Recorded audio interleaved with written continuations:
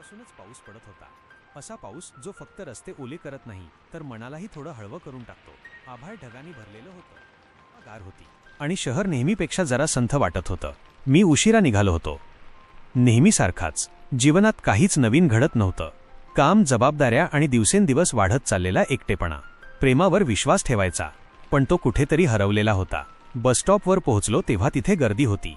सगळे लोक आपापल्या आयुष्यात गुंतलेले, कोणी मोबाईलमध्ये, कोणी पावसाला कंटाळलेले तर कोणी वेळेच्या घाईत. मी छत्री उघडली आणि शांतपणे उभा राहिलो. आणि तेव्हाच ती दिसली. कोणताही मोठा प्रवेश नव्हता, कोणतंही नाट्यमय संगीत नव्हतं.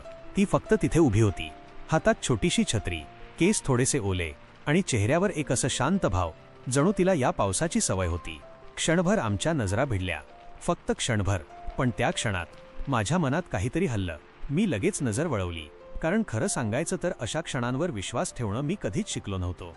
पाऊस वाढत चालला होता, वाऱ्याचा जोरही जास्त होता आणि अचानक तिची छत्री वाऱ्याने उलटी झाली. ती गोंधळली. क्षणभर इकडे तिकडे पाहिलं. काय करावं हे तिला कळत नव्हतं. मी काहीही विचार न करता पुढे गेलो. माझी छत्री तिच्यावर धरली. ती थोडीशी दचकली, मग हसली.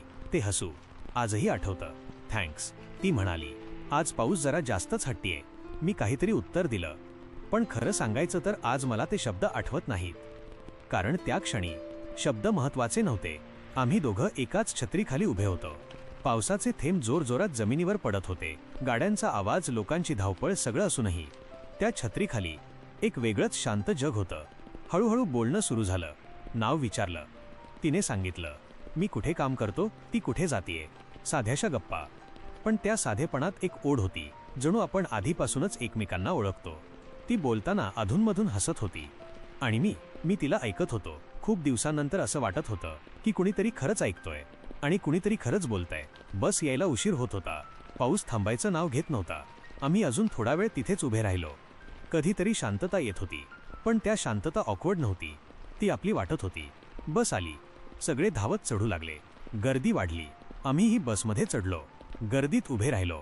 इतके जवळ असूनही आमच्यात एक वेगळंच अंतर होतं आणि ते अंतर सुंदर होतं.